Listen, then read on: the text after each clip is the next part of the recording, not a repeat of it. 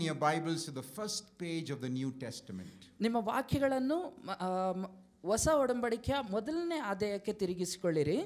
Now when I say that, all of you know where to turn, right? ನಾನು ಯಾವಾಗ ಇದನ್ನು ಹೇಳುತ್ತೇನೋ ನಿಮ್ಮೆಲ್ಲರಿಗೂ ತಿಳಿದಿದೆಯಲ್ಲ ಎಲ್ಲಿಗೆ ತಿರುಗಿಸಿಕೊಳ್ಳಬೇಕು ಎಂಬುದಾಗಿ. First page of the New Testament, you are turning to the Gospel of Matthew chapter 1, correct? ಹೊಸ ಒಡಂಬಡಿಕೆಯಲ್ಲಿ ಮೊದಲನೇ ಅಧ್ಯಾಯಕ್ಕೆ ನೀವು ತಿರುಗಿಸಿಕೊಳ್ಳುತ್ತಾ ಇದ್ರೆ ಮತ್ತಾಯನ ಸುವಾರ್ತೆಗೆ ನೀವು ತಿರುಗಿಸಿಕೊಳ್ಳುತ್ತೀರಾ. But in the time of Jesus there was no New Testament yet. ಆದರೆ ಯೇಸುವಿನ ಸಮಯದಲ್ಲಿ ಒಂದು ಹೊಸ ಒಡಂಬಡಿಕೆಯೂ ಇದ್ದಿಲ್ಲ. The writings of the New Testament were written in the first century after Jesus. ಆ ಬರವಣಿಗೆಗಳು ಮತ್ತು ಹೊಸ ಒಡಂಬಡಿಕೆಯು ಯೇಸು ಸ್ವಾಮಿ ಆದ ನಂತರ ಅವರು ಬರೆದಂತ ಒಂದು ಸುವಾರ್ತೆಗಳಾಗಿದ್ದಾವೆ. It was after a very much longer time that these writings were collected and put together. ಅದು ತುಂಬಾ ಸಮಯಗಳ ನಂತರ ಈ ಬರವಣಿಗೆಗಳನ್ನು ಒಂದಾಗಿ ಇಟ್ಟು ಅದನ್ನು ಒಂದಾಗಿ ಕೂಡಿಸಿದ್ದಾರೆ. Another thing that you and I may not realize is that in the first, second, third, fourth, fifth centuries there was no books. People did not carry books in their hand. ಇನ್ನೊಂದು ವಿಷಯವನ್ನು ನಾವು ತಿಳಿದುಕೊಳ್ಳಬಹುದಂದರೆ ಮೊದಲು 1, 2, 3, 4ನೇ ಸೆಂಚುರಿಗಳಲ್ಲಿ ನಾವು ಜನರು ಬಂದು ಒಂದು books ಅನ್ನು ಕೊಂಡು ಹೋಗುವುದನ್ನು ನಾವು ನೋಡಕ್ಕೆ ಸಾಧ್ಯವಾಗುವುದಿಲ್ಲ. So books and printing came only about 500 years ago. Books ಮತ್ತು ಪ್ರಿಂಟಿಂಗ್ ಬಂದು ಬರೀ 500 ವರ್ಷಗಳ ಹಿಂದೆ ಮಾತ್ರ ಅದು ಬಂತು. And the New Testament writings are now almost 2000 years old. ಮತ್ತು ಹೊಸ ಒಡಂಬಡಿಕೆಯ ಬರವಣಿಗೆಗಳು 2 ವರ್ಷಗಳ ಹಿಂದೆಗಿನ್ನ ಇರುವಂತ ಒಂದು ಬರವಣಿಗೆಗಳು. You and I don't realize that having a book where all these writings are available together is one of the greatest privileges you have that none of our brothers and sisters in the past centuries had. ನಿಮಗೂ ನನಗೂ ತಿಳಿಯುವಂತ ಒಂದು ವಿಷಯವೇನೆಂದರೆ ಈ ಬರವಣಿಗೆಗಳು ಅಷ್ಟೊಂದು ವರ್ಷಗಳ ಹಿಂದೆ ಬರೆದಂತಿರುವಂಥ ಈ ಬರವಣಿಗೆಗಳು ಒಟ್ಟಾಗಿ ಕೂಡಿಸಿ ನಾವು ನೋಡ್ತಾ ಇರುವುದು ನಾವು ಎಷ್ಟೋ ಭಾಗ್ಯವಂತರಾಗಿದ್ದೇವೆ. ಯಾಕಂದರೆ ನಮ್ಮ ಹಿಂದಿನವರಾಗಲಿ ಅದನ್ನು ಯಾವುದೋ ಒಂದು ಪುಸ್ತಕಗಳನ್ನು ನೋಡಿರಲಿಲ್ಲ. Yesterday I was in a program where New Testaments in 9 new Indian languages were dedicated. ನಾನು ನೆನ್ನೆಗೆ ಒಂದು ಪ್ರೋಗ್ರಾಮಿನಲ್ಲಿ ಇದ್ದೆನು. 9 ಭಾಷೆಗಳಲ್ಲಿ ಹೊಸ ಒಡಂಬಡಿಕೆಯನ್ನು ಡೆಡಿಕೇಟ್ ಮಾಡುವುದರ ಒಂದು ಪ್ರೋಗ್ರಾಮಿನಲ್ಲಿ. Let me tell you, among those 9 languages, I had only heard of one of them. ಆ 9 ಭಾಷೆಗಳಲ್ಲಿ ನಾನು ಬರೀ ಒಂದನ್ನು ಮಾತ್ರ ನಾನು ಕೇಳಿಸಿಕೊಂಡಿದ್ದೇನೆ. Marwari. And to get a translation in a different language, it takes 20 plus years. ಆ ಒಂದು ಟ್ರಾನ್ಸ್ಲೇಷನ್ ನಾವು ಪಡೆದುಕೊಳ್ಳುವುದಕ್ಕೆ 20 ವರ್ಷಗಳು ಬೇಕಾಗುತ್ತವೆ. And you and I sometimes have more than one Bible in our house. ನಾವು ನಮ್ಮ ಮನೆಗಳಲ್ಲಿ ಒಂದಕ್ಕಿಂತ ಹೆಚ್ಚಾದ ಬೈಬಲ್ಗಳನ್ನು ನಾವು ಹೊಂದಿಕೊಂಡಿರುತ್ತೇವೆ. And yet we struggle to make time to read the Bible. ಆದರೂ ಸಹ ನಾವು ಬೈಬಲನ್ನು ಓದುವುದಕ್ಕೆ ನಾವು ಸಮಯವನ್ನು ತೆಗೆದುಕೊಳ್ಳುವುದಕ್ಕೆ ನಾವು ಯೋಚಿಸುತ್ತೇವೆ. So I want to encourage you this coming year, plan to read through at least the New Testament.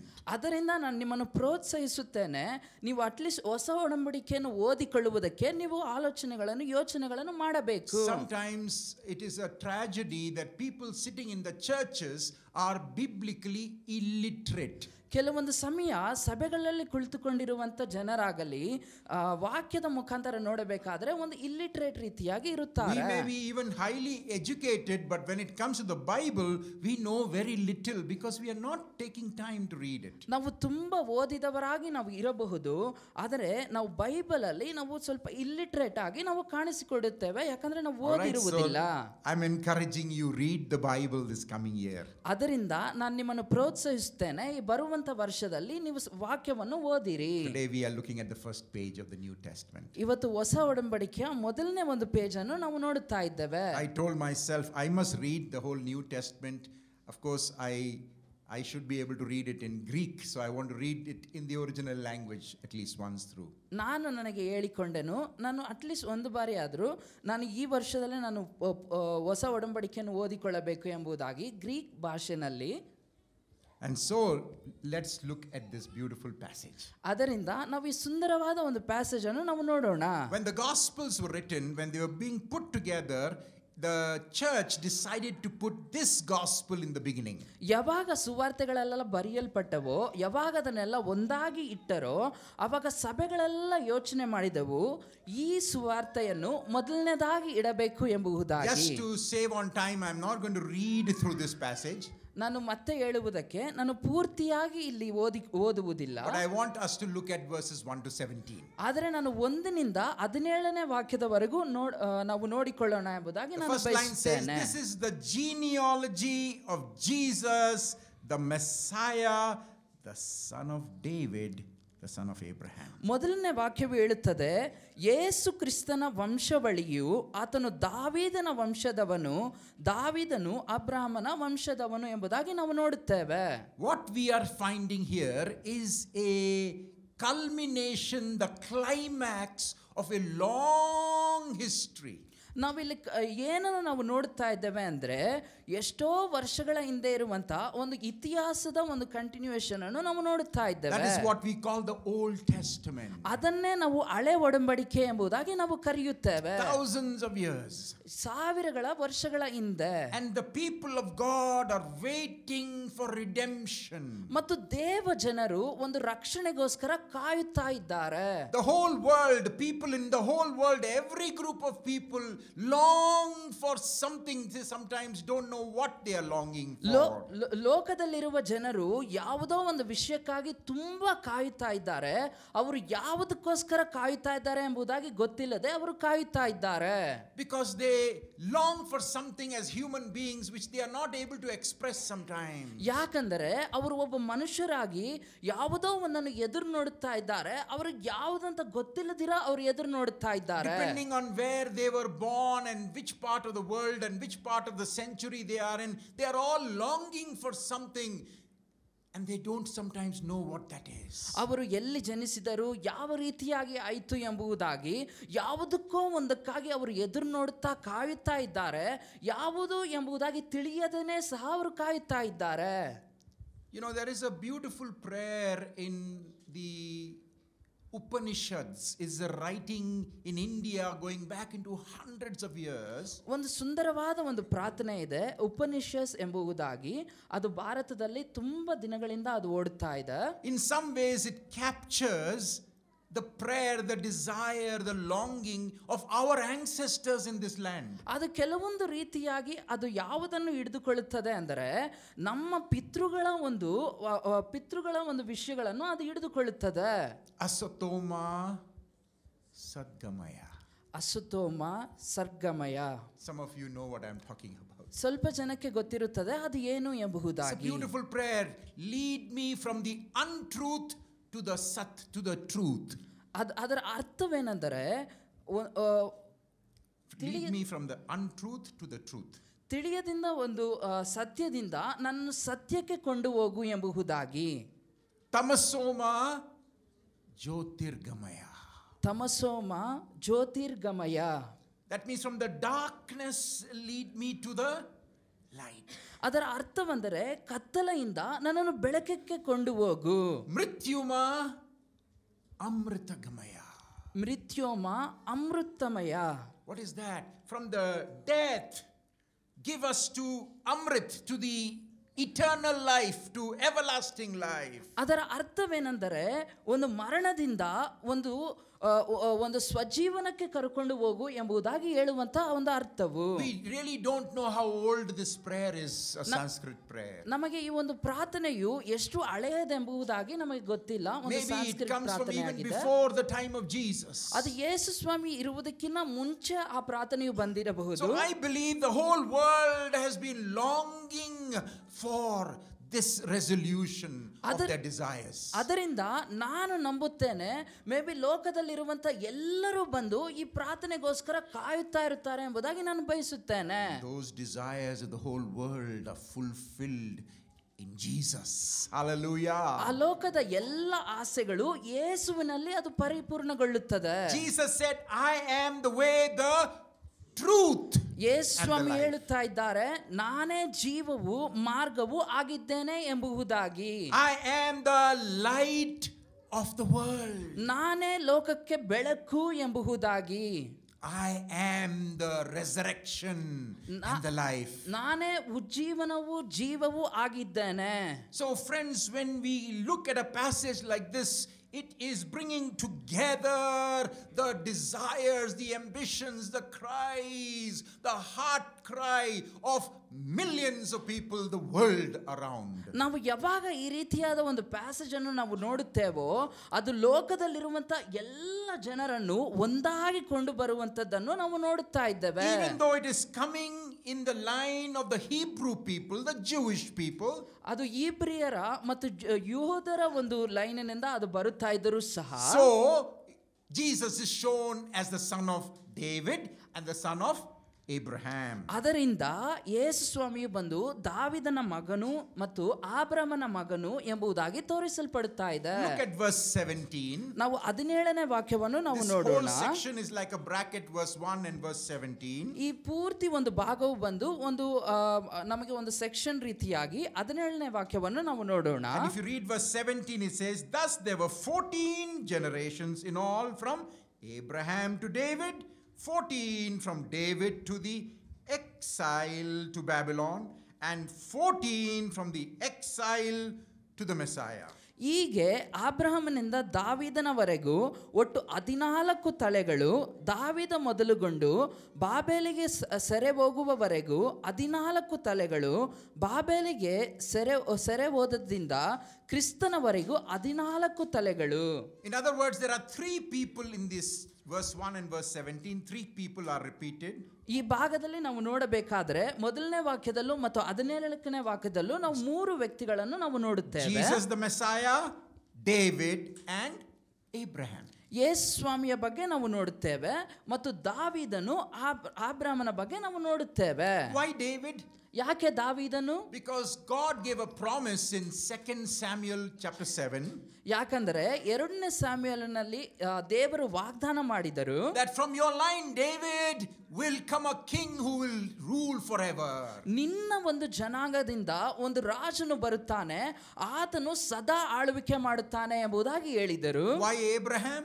ಯಾಕೆ ಅಬ್ರಹಾಮನು? Because God began his redemption program after choosing Abraham. ಯೇಸು ಸ್ವಾಮಿ ದೇವರು ಬಂದು ತನ್ನ ರಕ್ಷಣೆಯನ್ನು ಪ್ರಾರಂಭಿಸಿದ್ದು ಅಬ್ರಹಾಮನನ್ನು ಆರಿಸಿಕೊಂಡ ನಂತರ ಅದರಿಂದ ಅಬ್ರಹಾಮನನ್ನು Genesis chapter 12 we read in verse 3, I have chosen you Abraham to bless all the people of the world. ಆದಿಕಾಂಡ 12:3 ನಾವು ನೋಡಬೇಕಾದ್ರೆ ನಾವು ನೋಡುತ್ತೇವೆ ವಾಕ್ಯದಲ್ಲಿ, ಅಬ್ರಹಾಮನೇ ನಾನು ನಿನ್ನನ್ನು ಆರಿಸಿಕೊಂಡಿದ್ದೇನೆ, ಎಲ್ಲ ಜನಾಂಗಗಳನ್ನು ನೀನು ಆಶೀರ್ವದಿಸಲು ಎಂಬುದಾಗಿ ನಾವು ವಾಕ್ಯವನ್ನು ನೋಡುತ್ತೇವೆ. God loves the world. ದೇವರು ಲೋಕವನ್ನು ಬಹಳವಾಗಿ ಪ್ರೀತಿಸುತ್ತಾನೆ. God has no favorites that some people he likes more than other people. ದೇವರಿಗೆ ಯಾವುದೋ ಒಂದು ಫೇವರೇಟ್ಗಳು ಇರುವುದಿಲ್ಲ, ಬೇರೆ ಸ್ವಲ್ಪ ಜನರನ್ನು ಪ್ರೀತಿಸಿ ಇನ್ನೂ ಸ್ವಲ್ಪ ಜನರನ್ನು ತ್ಯಜಿಸುವುದಕ್ಕೆ. God so loved the world that he chose Abraham. ದೇವರು ಲೋಕವನ್ನು ಎಷ್ಟೋ ಪ್ರೀತಿಸಿ ಆತನು ಅಬ್ರಹಾಮನನ್ನು ಆರಿಸಿಕೊಂಡನು. God does not love the people of Abraham more than he loves us. ದೇವರು ಬಂದು ಬರೀ ಅಬ್ರಹಾಮನ ಒಂದು ವಂಶದವರನ್ನು ಮಾತ್ರ ಪ್ರೀತಿಸುವುದಿಲ್ಲ, ನಮಗಿನ್ನ ಹೆಚ್ಚಾಗಿ ಆ ರೀತಿಯಾಗಿ ಅಲ್ಲ. So when Matthew wrote his gospel, he began with this long genealogy. ಯಾವಾಗ ಮತ್ತಾಯನು ಬಂದು ಆ ಸುವಾರ್ತೆಯನ್ನು ಬರೆಯಲು ಶುರು ಮಾಡ್ತಾ ಇದ್ದಾನೋ ಅವನು ತುಂಬಾ ಒಂದು ಇತಿಹಾಸದಿಂದ ಅವನು ಬರೆಯುತ್ತಾ ಇದ್ದಾನೆ. Now if you read this genealogy in a Sunday school class of little children, they will get bored very soon. ನಾವು ಜೀನಿಯಾಲಜಿ ಬಗ್ಗೆ ನಾವು ಸಂಡೇ ಕ್ಲಾಸಿನಲ್ಲಿ ನಾವೇನಾದ್ರೂ ಓದಿಕೊಂಡ್ರೆ ಅವರು ತುಂಬಾ board ಆಗ್ಬಿಡುತ್ತಾರೆ. Because this one fellow is the father of so and so, so and so was the father of so and so, so and so is the father of so and so. Hurry, when will it stop? ಇವ್ರು ನೋಡಿದ್ರೆ ಇವರ ತಂದೆ ಆಗಿದ್ದಾರೆ, ಈ ವ್ಯಕ್ತಿ ನೋಡಿದ್ರೆ ಇವರು ತಂದೆ ಆಗಿದ್ದಾರೆ ಎಂಬುದಾಗಿ ಹೇಳ್ತಾ ಮಾತನಾಡ್ತಾ ಇದ್ರೆ ಅವರಿಗೆ ತುಂಬಾ ಯಾವಾಗಪ್ಪ ಇದು ಮುಗಿತದೆ ಎಂಬುದಾಗಿ ಇರುತ್ತದೆ. The other 3 gospels don't have this. ಈ ಬೇರೆ 3 ಸುವಾರ್ತೆಗಳಲ್ಲೂ ಇದು ಇರುವುದಿಲ್ಲ. Why does Matthew do that? ಯಾಕೆ ಮತ್ತಾಯನು ಇದನ್ನು ಮಾಡುತ್ತಾ ಇದ್ದಾನೆ? Now you need to know that Matthew is thinking like the Bible. ನೀವು ಅರ್ಥ ಮಾಡಿಕೊಳ್ಳಬೇಕು, ಇಲ್ಲಿ ಮತ್ತಾಯನು ಬಂದು ಒಂದು ಬೈಬಲ್ ರೀತಿಯಾಗಿ ಆತನು ಯೋಚಿಸ್ತಾ ಇದ್ದಾನೆ. The Bible of Jesus. ಅವನು ಯೇಸು ಸ್ವಾಮಿಯ ಒಂದು ಬೈಬಲ್ ಬಗ್ಗೆ ಆತನು ಯೋಚಿಸ್ತಾ ಇದ್ದಾನೆ. Just to remind you, Jesus did not have the Bible you are holding. ನಾನು ಮತ್ತೆ ನಿಮಗೆ ಜ್ಞಾಪಿಸುವುದೇನೆಂದರೆ ಯೇಸು ಸ್ವಾಮಿ ಹತ್ರ ನೀವು ಪಡೆದಿರುವಂತ ಬೈಬಲ್ ಇರಲಿಲ್ಲ. In the time of Jesus we had all these writings that we call the Old Old Testament. Right? ಯೇಸುವಿನ ಕಾಲದಲ್ಲಿ ನಮಗೆ ಎಲ್ಲ ಬರವಣಿಗೆಗಳು ಇದ್ದವು. ಅದು ಎಲ್ಲ ಹಳೆ ಒಡಂಬಡಿಕೆಯ And ಬರವಣಿಗೆಗಳಾಗಿದ್ದವು. all these writings were in scrolls, not books. There were no books at that time. ಆ ಬರವಣಿಗೆಗಳೆಲ್ಲ ಒಂದು ಸ್ಕ್ರಾಲ್ಸ್ ರೀತಿಯಲ್ಲಿ ಇದ್ದವು. ಅವಾಗೆಲ್ಲ You ಪುಸ್ತಕಗಳೆಲ್ಲ have to ಇದ್ದಿಲ್ಲ. unroll the scroll and read it. ಆ ಸ್ಕ್ರಾಲ್ಗಳನ್ನೆಲ್ಲ ನೀವು ಅದನ್ನೆಲ್ಲ ತೆಗೆದು ನೀವು ಅದನ್ನು ಓದಬೇಕು. And the way they arranged the scrolls, the last scroll was not Malachi. ಆ ಉರುಳಿಯಲ್ಲಿ ಬಂದು ಕೊನೆಯದಾಗಿ ನಮಗೆ ಮಲಾಖಯನೇ ಅಲ್ಲ, It was Chronicles. ಅದು ಬಂದು ಕ್ರಾನಿಕಲ್ಸ್ ಆಗಿದೆ. So the last book of the Old Testament for Jewish people is Chronicles. ಅದರಿಂದ ಹಳೆ ಒಡಂಬಡಿಕೆಯಲ್ಲಿ ಕೊನೆಯ ಪುಸ್ತಕವಾಗಿ ಯೆಹೂದರಿಗೆ ಕಾಣಿಸಿಕೊಳ್ಳುವುದೇನೆಂದರೆ Chronicles ಪುಸ್ತಕವಾಗಿದೆ. Christians follow a different ordering of the books. ಕ್ರೈಸ್ತರು ಒಂದು ಡಿಫರೆಂಟ್ ಆರ್ಡರ್ಸ್ ನ ರೀತಿಯಾಗಿ ಬೈಬಲ್ನ ಪುಸ್ತಕಗಳನ್ನು ನೋಡುತ್ತಾರೆ. And if you open Chronicles, First Chronicles, you will be surprised. There are first 9 chapters are genealogy. ನೀವು ಮೊದಲನೇದಾಗಿ ನೀವು ಕ್ರಾನಿಕಲ್ಸ್ ಅನ್ನು ನೀವು ಓದಲು ಹೋದರೆ ಅಲ್ಲಿ ಮೊದಲನೇದಿಂದ 9 ಅಧ್ಯಾಯಗಳಲ್ಲೂ ಸಹ ನೀವು ಒಂದು ಇತಿಹಾಸದ ಬಗ್ಗೆ ನೀವು ನೋಡುತ್ತೀರಾ. So aren't you glad it is only 17 verses, not 9 chapters is Matthew's genealogy? ಅದರಿಂದ ನೀವು ಸಂತೋಷ ಪಡ್ತಾ ಇಲ್ವಾ? ಇಲ್ಲಿ ಬರೀ ಮೆಥಾಯನಲ್ಲಿ ಬರೀ ಮೊದಲನೇ ಅಧ್ಯಾಯವಾಗಿದೆ, 17 ಅಧ್ಯಾಯಗಳು ಇಲ್ಲ ಎಂಬುದಾಗಿ. And by the way, you will find these genealogical lists in other places in the Old Testament. If you are interested, you can write it down. ಮತ್ತು ಈ ಜೀನಿಯಾಲಜಿಕಲ್ ಲಿಸ್ಟ್ಗಳನ್ನು ನೀವು ಹಳೆ ಒಡಂಬಡಿಕೆಯಲ್ಲಿ ತುಂಬ ಜಾಗಗಳಲ್ಲಿ ನೀವು ನೋಡುತ್ತೀರಾ. You will find one list in Ruth chapter 4. ನೀವು ಇದನ್ನು ಬರೆದುಕೊಳ್ಳಬಹುದು ಬೇಕಾದರೆ. ಅದು ಮೊದಲನೇದಾಗಿ ನೀವು ರೂತಿನ ಪುಸ್ತಕದಲ್ಲಿ ನೀವು ನೋಡುತ್ತೀರಾ. 10 names from Perez to David you will find in that same list, Ruth 4. ರೂತಿನ 4ನೇ Don't open now, but you just make a note of it if you are looking at it. Routh 4ನೇ ಅಧ್ಯಾಯದಲ್ಲಿ ನಾವು ಪೆರೆಸಿನಿಂದ ನೀವು ದಾವಿದನ ವಂಶದವರೆಗೂ ನೀವು ನೋಡುತ್ತೀರಾ. And there is another long list in First Chronicles chapter 3. ಮತ್ತು ಇನ್ನೊಂದು ತುಂಬಾ ದೊಡ್ಡದಾಗಿ ಒಂದು ಲಿಸ್ಟ್ ಇರುವುದಂದ್ರೆ ಮೊದಲನೇ ಕ್ರಾನಿಕದಲ್ಲಿ. And 16 names from Solomon to Zerubbabel will be found there. ನೀವು ಅಲ್ಲಿ ಸಾಲೋಮೋನನಿಂದ ಜೆರುಬ್ಬಾಜನವರೆಗೂ ನೀವು ನೋಡಬಹುದು.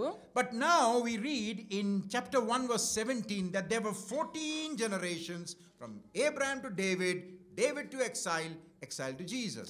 ಅದರಿಂದ ನಾವು ಇಲ್ಲಿ ಮೊದಲನೇ ಅಧ್ಯಾಯ 17ನೇ ವಾಕ್ಯದಲ್ಲಿ ನಾವು ನೋಡಬೇಕಾದ್ರೆ ನಾವು ನೋಡುತ್ತೇವೆ, ಅಬ್ರಹಾಮನಿಂದ ದಾವಿದನಿಂದ ಸೆರೆ ಹೋಗುವವರೆಗೂ, ಸೆರೆ ಹೋಗುವುದರಿಂದ ಮತ್ತು ಯೇಸುವಿನವರೆಗೂ ಎಂಬುದಾಗಿ ನಾವು ನೋಡುತ್ತೇವೆ. But you wonder, why is it 14? ನೀವು ಯೋಚಿಸಬಹುದು ಯಾಕೆ ಅದು ಬರೀ 14. Actually, if you are comparing with those other lists in the Old Testament, you realize, it is not 14. ನೀವು ಹಳೆ ಒಡಂಬಡಿಕೆಯ ವಿಷಯಗಳಲ್ಲಿ ನೀವೇನಾದ್ರೂ ಕಂಪೇರ್ ಮಾಡಿದ್ರೆ ಅಯ್ಯೋ ಇದು 14 ಇಲ್ಲವಲ್ಲ ಎಂಬುದಾಗಿ ನೀವು ಯೋಚಿಸ್ತೀರಾ. It's very simple to test that. ಇದು ತುಂಬಾ ಸಾಧಾರಣವಾಗಿದೆ ನೀವು ಪರೀಕ್ಷಿಸುವುದಕ್ಕೆ. Matthew has chosen to leave out certain names in between so that we will have 14. ಮತ್ತಾಯನು ಬಂದು ಸ್ವಲ್ಪ ಹೆಸರುಗಳನ್ನು ಆತನು ಬಿಟ್ಟಿದ್ದಾನೆ ಆತನು ಬರೆಯುವುದಕ್ಕೆ. ಅದರಿಂದ ನಮಗೆ 14 ಎಂಬುದಾಗಿ ನಾವು ನೋಡುತ್ತೇವೆ. See, in language, whenever we say something, sometimes we mean something else.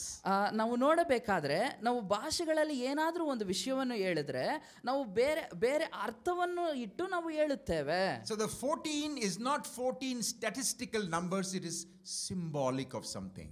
14 ಎಂಬುದಾಗಿ ಹೇಳಬೇಕಾದ್ರೆ 14ನ ರೀತಿಯಾಗಿ ಸ್ಟ್ಯಾಟಿಸ್ಟಿಕ್ ಆಗಿ ಅಲ್ಲ, ಅದು ಬಂದು ಒಂದು ಸಿಂಬಾಲಿಕ್ ರೀತಿಯಾಗಿ ಹೇಳುವುದಂತಾಗಿದೆ. What is symbolism of 14? ಒಂದು 14ನ ಒಂದು ಸಿಂಬಾಲಿಸಂ ಏನು? Now, the Hebrew words, they use the letters, and each of the letters have a number.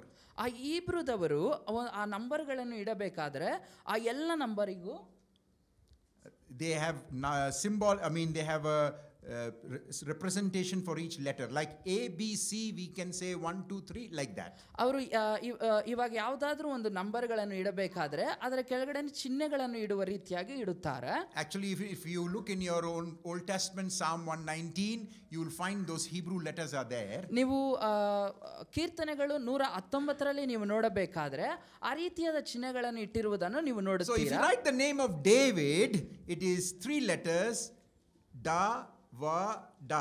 Okay. ಇವಾಗ ನೀವು ದಾವಿದನು ಎಂಬುದಾಗಿ ಹೆಸರನ್ನು ನೋಡಿದರೆ ಅಲ್ಲಿ 3 ನಂಬರ್ಗಳು ಇರುತ್ತವೆ. 3 letters. 3 ಲೆಟರ್ಗಳು ಇರುತ್ತವೆ. ಅದರಲ್ಲಿ ದ, ವ, ದ. ದ ವ ಮತ್ತು ದ ಎಂಬುದಾಗಿ. That is the Hebrew letters Dalet, Vav, Dalet. ಅದರ ಹೀಬ್ರೂ ಅರ್ಥವೆಂದರೆ ದಾಲತ್ ವ ದಾಲತ್ ಎಂಬುದಾಗಿ. And just like you have A, B, C, D, D is 4, like that in Hebrew also, Aleph, Bet, Gimel, Dalet is 4. So it's 4, 6, 4, total 14. ಅದು ಹೀಬ್ರೂದಲ್ಲಿ ನೀವು ನೋಡಬೇಕಾದ್ರೆ ಆ ರೀತಿಯಾಗಿ ಹೇಳಿರುತ್ತದೆ. So David is symbolic 14. ಅದರಿಂದ ದಾವೀದನನ್ನು ಬಂದು 14 ಎಂಬುದಾಗಿ ಒಂದು ಚಿಹ್ನೆಯಾಗಿ ನಾವು ನೋಡಬಹುದು. Why David?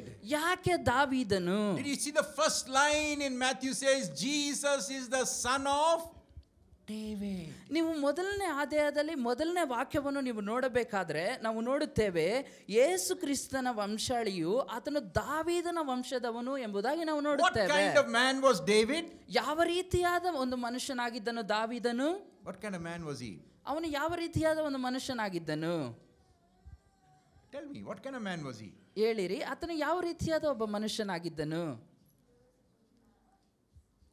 Come on, let me hear it. He was a man after God's own heart. Yes, that is also mentioned in the Bible.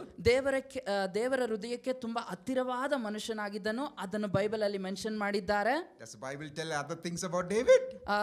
Bible ಅಲ್ಲಿ ಬಂದು ದಾವೀದನ ಬಗ್ಗೆ ಬೇರೆ ವಿಷಯಗಳು ಹೇಳಲ್ಪಟ್ಟಿದೆಯಾ? Or that's all he says about David was a very wonderful man? ಬೇರೆ ಅಷ್ಟೇನ ಹೇಳೋದು ದಾವೀದನ ಬಗ್ಗೆ? ದಾವೀದನು ತುಂಬಾ ಒಳ್ಳೆಯ ವ್ಯಕ್ತಿಯು. He was a shepherd, okay? ಆತನು ಕುರುಬನು, very ಸರಿ. good. Nothing bad or good about it. ಅದರಲ್ಲಿ ಯಾವುದು ಒಳ್ಳೆಯದು ಕೆಟ್ಟದಿಲ್ಲ. What kind of man was David? ಯಾವ ರೀತಿಯಾದ ಮನುಷ್ಯನು ದಾವೀದನಾಗಿದ್ದನು? Was he a really good perfect man? ಅವನು ತುಂಬಾ ಪರ್ಫೆಕ್ಟ್ ಆದ ಒಂದು ಒಳ್ಳೆಯ ಮನುಷ್ಯನ? We will see in this genealogy will tell you something about David also. ನೀವು ಈ ವಂಶಾವಳಿಯಲ್ಲಿ ನೀವು ನೋಡಬೇಕಾದ್ರೆ ದಾವೀದನ ಬಗ್ಗೆ ಹೇಳುವುದನ್ನು ಸಹ ನೀವು ನೋಡುತ್ತೀರಾ. So let's begin Abraham. ನಾವು ಶುರು ಮಾಡೋಣ ಅಬ್ರಹಾಮನು. Please understand, Abraham came from a family where they worshipped all kinds of gods. ನೀವು ಅರ್ಥ ಮಾಡಿಕೊಳ್ಳಬೇಕು, ಅಬ್ರಹಾಮನು ಎಂತ ಕುಟುಂಬದಿಂದ ಆತನು ಬರುತ್ತಾ ಇದ್ದಾನೆ ಅಂದ್ರೆ ಎಲ್ಲ ದೇವರುಗಳನ್ನು ಆರಾಧಿಸುವಂತ ಒಂದು ಕುಟುಂಬಗಳಿಂದ ಆತನು ಬರುತ್ತಾ Abraham's ಇದ್ದಾನೆ. understanding of God was not some perfect understanding. ಅಬ್ರಹಾಮನಿಗೆ ದೇವರ ಬಗ್ಗೆ ಒಂದು ಪರ್ಫೆಕ್ಟ್ ಆದ ಒಂದು ಅರ್ಥ ತಿಳುವಳಿಕೆಯೂ ಇದ್ದಿಲ್ಲ. Abraham is the first convert to believing in the living God.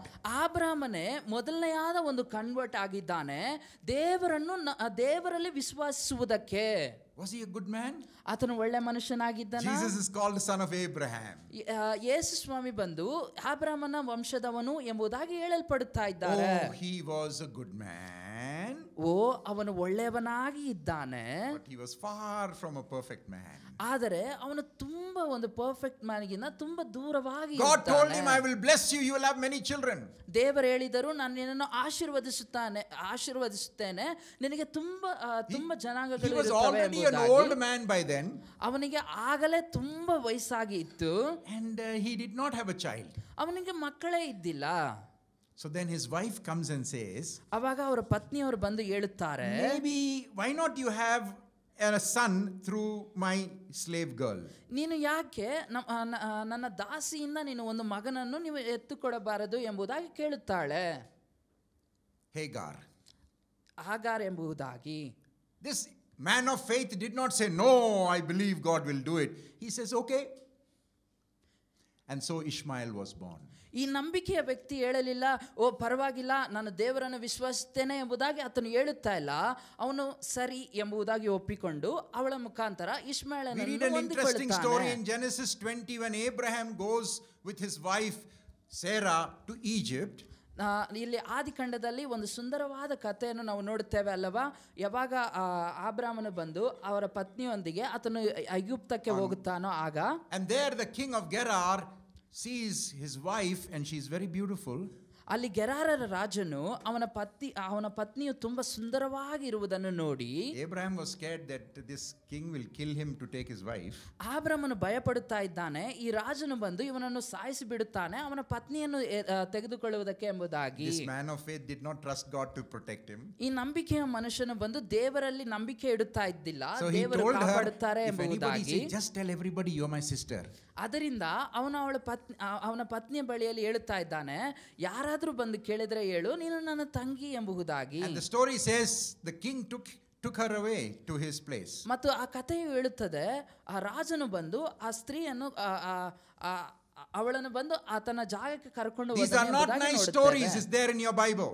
ಇದೆಲ್ಲ ಯಾವುದೋ ಒಂದು ಮಾಡಿರುವಂತ ಕಥೆಗಳಲ್ಲ, ಇದು ಬೈಬಲ್ ಅಲ್ಲಿ ಇರುವಂತ ವಾಕ್ಯಗಳಾಗಿವೆ. I don't know how my wife will treat if I tell people she's my sister. ನನಗೆ ಗೊತ್ತಿಲ್ಲ ಯಾವ ರೀತಿಯಾಗಿ ನನ್ನ ಪತ್ನಿಯವರು ನನ್ನನ್ನು ನೋಡುತ್ತಾರೆ ಎಂಬುದಾಗಿ. ನಾನು ಬೇರೆಯವರಿಗೆ ಅವರು ನನ್ನ ಸಹೋದರಿ ಎಂಬುದಾಗಿ ಹೇಳಿದ್ದಾರೆ. We are married 35 years now this month. ನಾವು ಮದುವೆಯಾಗಿ 35 ವರ್ಷಗಳಾಗ್ತಾ ಇದೆ ಈ ತಿಂಗಳಿಗೆ ಸೇರಿ. Abraham was not a perfect man. ಅಬ್ರಹಾಮನು ಬಂದು ಒಂದು ಪರ್ಫೆಕ್ಟ್ ಆದ ಒಂದು ಮನುಷ್ಯನಾಗಿ He was not perfect in his faith. ಅವನ ನಂಬಿಕೆಯಲ್ಲಿ ಅವನು ಒಂದು ಪರ್ಫೆಕ್ಟ್ ಆಗಿ ಇಲ್ಲ. God chose him to bless the whole world. ಆದರೆ ದೇವರು ಅವನನ್ನು ಆರಿಸಿಕೊಳ್ಳುತ್ತಾ ಇದ್ದಾರೆ ಎಲ್ಲರನ್ನು Then we read ರಕ್ಷಿಸುವುದಕ್ಕೆ. about Isaac and Jacob. ಮತ್ತು ನಾವು ಐಸಾಕನು ಯಾಕೋಬನ ಬಗ್ಗೆ ನಾವು ಓದುತ್ತೇವೆ. Let's not talk about Jacob. ನಾವು ಯಾಕೋಬನ ಬಗ್ಗೆ ಮಾತನಾಡುವುದು ಬೇಡ. Maybe one Sunday I must come and I should talk about Jacob. May be ಒಂದು ವಾರ ಬಂದು ನಾನು ಯಾಕೋಬನ ಬಗ್ಗೆ ನಾನು ಮಾತನಾಡಬೇಕು. What does his name itself mean? ಯಾಕೋಬನ ಹೆಸರೇ ಅವನ ಹೆಸರಿನ ಅರ್ಥವೇನು? Actually the meaning of Yaakov is heel grasper. ಯಾಕೋಬ ಎಂಬ ಹೆಸರಿನ ಅರ್ಥವೇ ಬಂದು ಆತನು ಕಿತ್ತುಕೊಳ್ಳುತ್ತಾನೆ ಎಂಬುದಾಗಿ. Heel. Because you know the story, he was a twin brother, and who came first? Esau, and he was holding on to the leg of Esau when he was born. ಯಾಕಂದ್ರೆ ಅವನ ಸಹೋದರ ಅವರು ಜನಿಸಬೇಕಾದರೆ ಅವನಿಗೆ ದೊಡ್ಡವನಾದ ಈಶೋವನ ಕಾಲನ್ನು ಪಾದವನ್ನು ಹಿಡಿದುಕೊಳ್ಳುವುದರಿಂದ ಅವನಿಗೆ ಯಾಕೋಬನು ಎಂಬುದಾಗಿ ಹೆಸರನ್ನು ಇಡುತ್ತಾರೆ. Basically he was saying, hey fellow, let me go first. ಅವನು ಯಾವ ರೀತಿಯಾಗಿ ಅಂದ್ರೆ ಬಾರೋ ನಾನು ಮೊದಲನೇದಾಗಿ ಹೋಗಬೇಕು ಆ ರೀತಿಯಾಗಿ. Do you like a name like that, heel grasper? ಆ ರೀತಿಯಾದ ಹೆಸರು ಬೇಕಾ, ಆತನು ಹಿಡಿಯುತ್ತಾನೆ ಎಂಬುದಾಗಿ. That is Jacob. ಅದು ಯಾಕೋಬನಾಗಿದ್ದಾನೆ. That's the name my parents gave me. ಅದೇ ಆ ಹೆಸರೇ ನನಗೆ ನನ್ನ ಎತ್ತವರು ಕೊಟ್ಟರು. And then you look at the story of Jacob. ಮತ್ತು ನೀವು ಯಾಕೋಬನ ಒಂದು ಕಥೆಯನ್ನು ನೀವು ನೋಡುತ್ತೀರಾ. You read the whole story of Jacob. He did not do one good thing, not one. ನೀವು ಯಾಕೋಬನ ಕಥೆಯನ್ನು ಓದಬೇಕಾದ್ರೆ ಅವನು ಯಾವುದೋ ಒಂದು ಒಳ್ಳೆಯ ವಿಷಯವನ್ನು ಮಾಡಿದ್ದನ್ನು ನೀವು ನೋಡುವುದಕ್ಕೆ ಆಗುವುದಿಲ್ಲ. He cheated his brother. He cheated his father. He cheated his father-in-law. ಅವನ ಸಹೋದರನನ್ನು ಅವನು ಯಾಮಾರಿಸ್ತಾ ಇದ್ದಾನೆ, ಅವರ ತಂದೆಯವರನ್ನು ಅವನು ಯಾಮಾರಿಸ್ತಾ ಇದ್ದಾನೆ, ಮತ್ತು ಅವರ ಮಾವನನ್ನು ಸಹ ಅವನು ಯಾಮಾರಿಸ್ತಾ ಇದ್ದಾನೆ. And they are coming into the family line of Jesus. ಅವರೆಲ್ಲ ಯೇಸುವಿನ ವಂಶಾವಳಿಯಲ್ಲಿ ಅವರು ಬರುತ್ತಾ ಇದ್ದಾರೆ. You know, all of us, when the people ask us about our families, we like to tell only nice things about our family. ಯಾರಾದ್ರೂ ನಮ್ಮ ಬಳಿಯಲ್ಲಿ ನಮ್ಮ ಕುಟುಂಬದ ಬಗ್ಗೆ ಏನಾದರೂ ಕೇಳಿದರೆ ನಾವೆಲ್ಲರೂ ಬಂದು ಯಾವಾಗಲೂ ಒಳ್ಳೆಯದನ್ನೇ ಹೇಳಬೇಕು ಎಂಬುದಾಗಿ ನಾವು ಯೋಚಿಸ್ತೇವೆ. If there was one uncle who was mentally unsound, we will not talk about that uncle. ಇವಾಗ ಯಾರಾದರೂ ಒಬ್ಬ ಅಂಕಲ್ ಬಂದು ಮೆಂಟಲ್ ಆಗಿ ಇದ್ದರೆ ನಾವು ಅವರ ಬಳಿಯಲ್ಲಿ ಮಾತನಾಡಬೇಕಾದ್ರೆ ಆ ಅಂಕಲ್ ಬಗ್ಗೆ ನಾವು ಮಾತನಾಡಲು ಬಯಸುವುದಿಲ್ಲ. We like to cover up. ನಾವು ಅದನ್ನು ಮುಚ್ಚಿಡಬೇಕು ಎಂಬುದಾಗಿ ನಾವು ಬಯಸುತ್ತೇವೆ. Yes. ಹೌದಾ? There's no cover up here. ಇಲ್ಲಿ ಯಾವುದೇ ಮುಚ್ಚಿಡುವಿಕೆಯೂ ಇಲ್ಲಿಲ್ಲ. What is this story about? ಈ ಕಥೆಯು ಯಾವುದರ ಬಗ್ಗೆ? Which is the family line of this Jesus who is coming to redeem the world? ಯೇಸುವಿನ ವಂಶಾವಳಿಯು ಯಾವುದಾಗಿದೆ? ಯಾರು ಈ ಲೋಕವನ್ನು ರಕ್ಷಿಸಲು ಬರುತ್ತಾ ಇದ್ದಾರೋ? Now another thing in the ancient world was they gave special importance to the firstborn. ಮತ್ತು ಇನ್ನೊಂದು ವಿಷಯ ಹಳೆ ಇದರಲ್ಲಿ ಏನಂದರೆ ಮೊದಲನೇದಾಗಿ ಜನಿಸುವವರಿಗೆ ಒಂದು ಮುಖ್ಯತೆಯನ್ನು ಕೊಡುತ್ತಾರೆ. And Isaac was not the firstborn. ಮತ್ತು ಐಸಾಕನು ಬಂದು ಮೊದಲನೇದಾಗಿ ಜನಿಸಿದವನಲ್ಲ. Judah was the fourth son of Leah. ಯೂದನು ಬಂದು ಜುದಯ ಬಂದು ಲಿಯಾನ ಒಂದು 4ನೇ ಮಗನಾಗಿದ್ದಾನೆ. It seems that God does not care too much about what culture thinks about. ದೇವರು ಬಂದು ಯಾವ ವಿಷಯಗಳು ಯಾವ ಒಂದು ಕಲ್ಚರಿಗೆ ಸೇರಿದೆ ಎಂಬುದಾಗಿ ಆತನು ಅಷ್ಟೊಂದು ತಲೆಕೆಡಿಸಿಕೊಳ್ಳುವುದಿಲ್ಲ. Now another thing, and by the way, take time later on to read this whole passage. Another thing in the genealogies, women are never mentioned. ಮತ್ತು ಇನ್ನೊಂದು ವಿಷಯವಂದ್ರೆ ಈ ವಂಶಾವಳಿಯಲ್ಲಿ ಸ್ತ್ರೀಯರ ಬಗ್ಗೆ ಎಲ್ಲೂ ಹಾಕಲ್ಪಟ್ಟಿಲ್ಲ. You know, in my parents' family line, the family line is always through the son. ನನ್ನ ಎತ್ತವರ ಒಂದು family line ಅನ್ನು ನೀವು ನೋಡಬೇಕಾದ್ರೆ ಯಾವಾಗಲೂ ಮೊದಲನೇದಾಗಿ ಶುರುವಾಗೋದಂದ್ರೆ ಮಗನಿಂದ. In my community they keep talking about the family line only through the son. Daughter means she is either married off or gone. ನನ್ನ ಕಮ್ಯುನಿಟಿಯಲ್ಲಿ ಮಾತನಾಡಬೇಕಾದ್ರೆ ಮಗನ ಕಡೆಯಿಂದ ಮಾತ್ರ ಮಾತನಾಡುತ್ತಾರೆ. ಇವಾಗ ಒಂದು ಮಗಳ ಬಗ್ಗೆ ಅಂದರೆ ಮದುವೆ ಆಗಿ ಹೊರಟು ಹೋಗುವ ರೀತಿಯಾಗಿ ಹೇಳುತ್ತಾರೆ. Read the genealogies in the Old Testament. Women don't matter much. ಹೊಸ ಒಡಂಬಡಿಕೆ ಒಂದು ವಂಶಾವಳಿಯ ಒಂದು ವಿಷಯದಲ್ಲಿ ನೀವು ನೋಡಬೇಕಾದ್ರೆ ಹೆಂಗಸರಿಗಾಗಲಿ ಇಲ್ಲ ಸ್ತ್ರೀಯರಿಗಾಗಲಿ ಅಷ್ಟೊಂದು ಮುಖ್ಯತೆ ಇರುವುದಿಲ್ಲ. But in this, before Mary's name is mentioned, there are 4 women who are mentioned. ಇಲ್ಲಿ ಮೇರಿಯ ಬಗ್ಗೆ ಬರೆಯುವುದಕ್ಕಿಂತ ಮುಂಚೆ ಇಲ್ಲಿ 4 ಸ್ತ್ರೀಯರ ಬಗ್ಗೆ ಇಲ್ಲಿ ಬರೆಯಲ್ಪಟ್ಟಿದೆ. Verse 3, who's the first woman? Verse 3. 3ನೇ ಅಧ್ಯಾಯದಲ್ಲಿ ಯಾರು ಮೊದಲನೆಯ ಒಂದು ಸ್ತ್ರೀ ಆಗಿದ್ದಾರೆ? Whose mother was Tamar. ಯೋಧನ ತಾಯಾದ ತಾಮರಳು. Now, anybody who knows the story of Tamar in the Old Testament, it is found in Genesis 38. ಯಾರಿಗಾದರೂ ತಾಮರಳ ಒಂದು ಕಥೆಯು ಗೊತ್ತಿದ್ರೆ ಅದು ಆದಿಕಾಂಡದಲ್ಲಿ ಬರೆಯಲ್ಪಟ್ಟಿದೆ. It's not a nice story. ಅದ್ಯಾವುದೋ ಒಂದು ಒಳ್ಳೆಯ ಕಥೆಯಲ್ಲ. It's not a nice story. ಅದು ಒಂದು ಒಳ್ಳೆಯ ಕಥೆಯಲ್ಲ. Small children in Sunday school should not be made to read that story. ಚಿಕ್ಕ ಮಕ್ಕಳು ಬಂದು ಸಂಡೇ ಕ್ಲಾಸಿನಲ್ಲಿ ಆ ಕಥೆಗಳನ್ನು ಹೇಳಿಕೊಡುವುದಕ್ಕೆ ಅವರಿಗೆ The second woman who's mentioned in verse 5 is verse 5 first. 5ನೇ ಅಧ್ಯಾಯದಲ್ಲಿ Boaz. Who was the mother of Boaz? ಓಹಾಜನ ತಾಯಿ ಯಾರು? No. Salmon, the father of Boaz, whose mother was Rahab. ಸಾಲಮೋನನ ರೇಹಾಬಳಲ್ಲಿ ಬೋವಜನನ್ನು ಪಡೆದನು. Who was Rahab? ರೇಹಾಬಳು ಯಾರು? Again, not from a very nice background. ಯಾವುದೋ ಒಂದು ಒಳ್ಳೆಯ ಒಂದು ಬ್ಯಾಕ್ಗ್ರೌಂಡ್ ಇಂದ ಬರುತ್ತಾ ಇಲ್ಲ. She is the mother of Boaz. ಅವಳು ಬಂದು ಬೋವಾಜನ ಒಂದು ತಾಯಿ ಆಗಿದ್ದಾಳೆ. And then Boaz marries whom? ಮತ್ತು ಬೋವಾಜನು ಯಾರನ್ನು ಮದುವೆ ಆಗುತ್ತಾ ಇದ್ದಾನೆ? Ruth. ರೂತಳನ್ನು. Who is Ruth? ರೂತಳು ಯಾರು? Ruth is coming from a community called the Moabites. ಮೊಬೈಟ್ಸ್ ಎಂಬ ಆ ಕಮ್ಯುನಿಟಿಯಿಂದ ರೂತಳು ಬರುತ್ತಾ ಇದ್ದಾಳೆ. And the Jewish people or the Israelites look down at the Moabites. ಮತ್ತು ಈ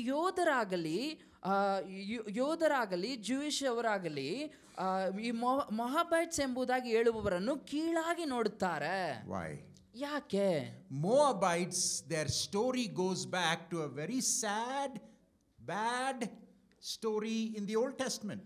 ನಾವು ಮೊಹಾಬೈಟ್ಸ್ನ ಒಂದು ಕಥೆಯನ್ನು ನಾವು ನೋಡಬೇಕಾದ್ರೆ ಹಳೆ ಒಡಂಬಡಿಕೆಯಲ್ಲಿ ತುಂಬಾ ದುಃಖವಾದ ಒಂದು ವಿಷಯಕ್ಕೆ, where this good man Noah was drunk and had a child through his own daughter.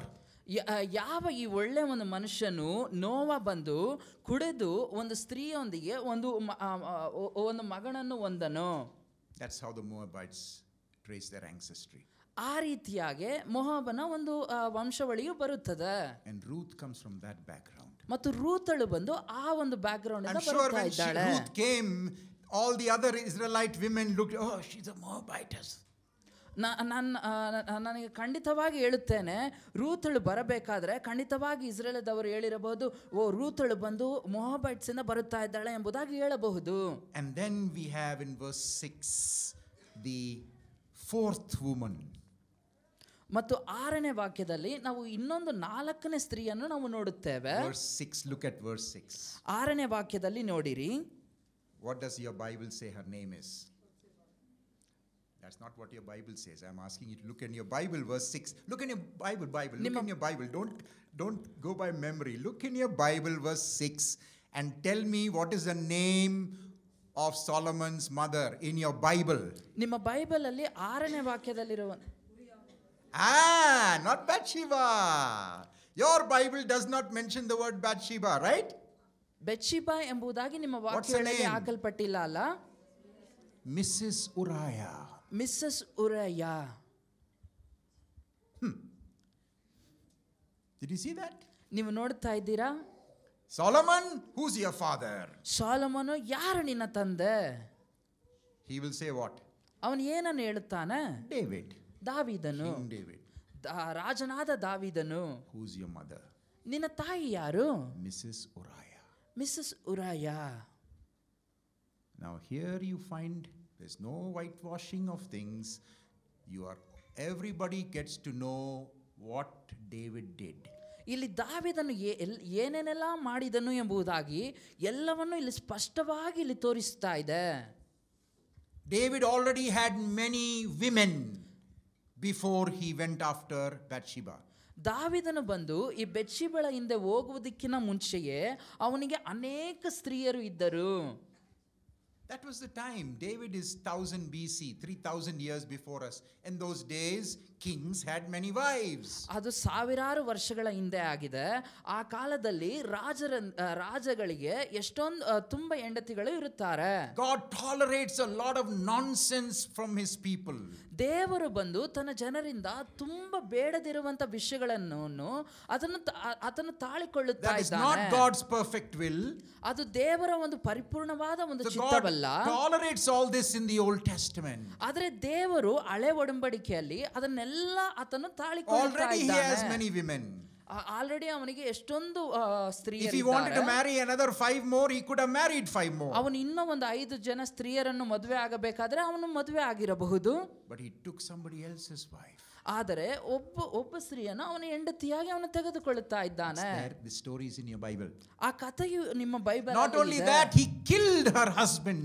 ಅದು ಮಾತ್ರ ಅಲ್ಲ, ಅವರ ಗಂಡನನ್ನು ಅವನು ಸಾಯಿಸುತ್ತಾ ಇದ್ದಾನೆ. This is the story of the family line of Jesus. ಇದು ಯೇಸುವಿನ ಒಂದು ವಂಶಾವಳಿಯ ಒಂದು ಕಥೆಯಾಗಿದೆ. Yes, true, he was the man after God's own heart also. ಇದು ನಿಜವೂ. ದಾವೀದನು ಬಂದು ದೇವರ ಹೃದಯಕ್ಕೆ ತುಂಬಾ ಹತ್ತಿರವಾದ ಮನುಷ್ಯನಾಗಿದ್ದನು. So God chose David not because he was the best man on the planet.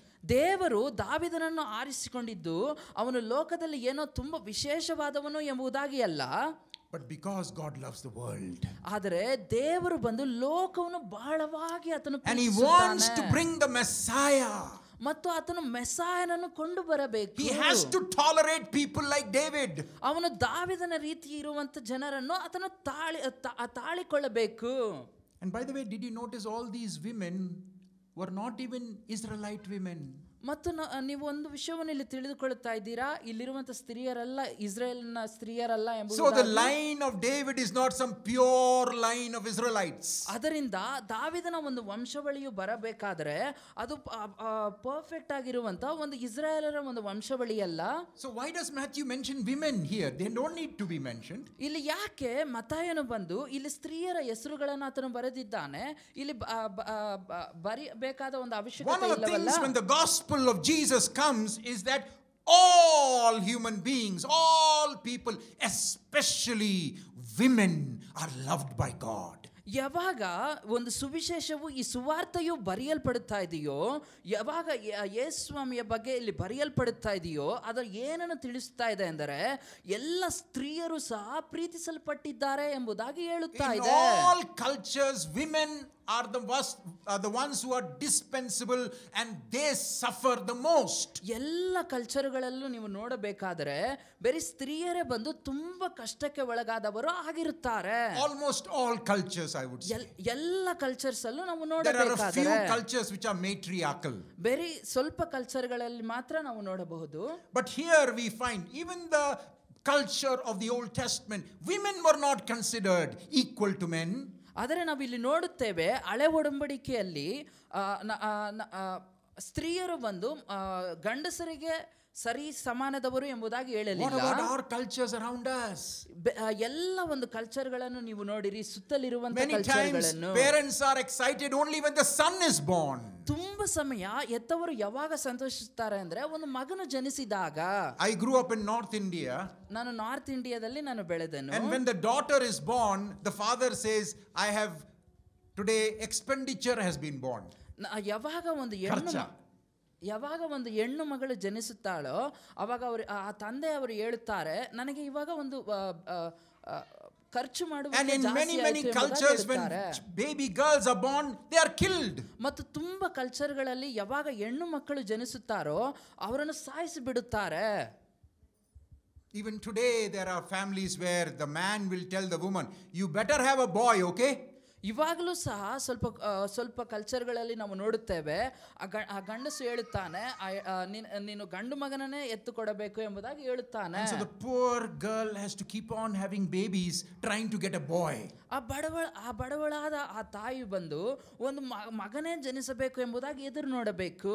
But today in middle school we learn the science that the sex of the baby has nothing to do with the woman. It is the contribution of the man that contributes the male or female child being born. ಅದರಿಂದ ನಾವು middle class ನಲ್ಲಿ ನಾವು ಓದಿಕೊಳ್ಳುತ್ತೇವೆ, ಬರೀ ಸ್ತ್ರೀಯ ಒಂದು ಜನ್ಮದ ವಿಷಯವಲ್ಲ, ಅದು ಗಂಡಸಿನಿಂದ ಬರುವಂತ ಒಂದು ವಿಷಯವು ಯಾವ ಒಂದು ಮಗುವಿಗೆ ಜನ್ಮ ಕೊಡಬೇಕು ಎಂಬುದಾಗಿ ತಿಳಿಸುತ್ತದೆ ಎಂಬುದಾಗಿ ನಾವು ನೋಡುತ್ತೇವೆ.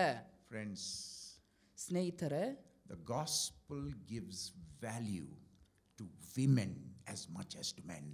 ಸುವಾರ್ತೆಯು ಬಂದು ಒಂದು ಗಂಡಸಿಗೆ ಯಾವ ರೀತಿಯಾದ ಒಂದು ಶ್ರೇಷ್ಠತೆಯನ್ನು ಕೊಡುತ್ತದೋ ಅದೇ ರೀತಿಯಾದ ಶ್ರೇಷ್ಠತೆಯನ್ನು ಹೆಂಗಸರಿಗೂ ಸಹ ಅದು ಕೊಡುತ್ತದೆ. It is counter cultural.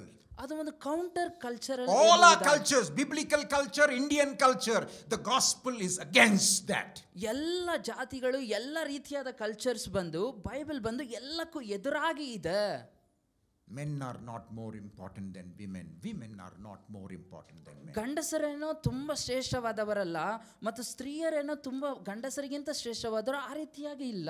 By the way, if we wanted to mention women, we could have mentioned some other women. Sarah could have been mentioned. Rachel could have been mentioned. Rebecca could have been mentioned.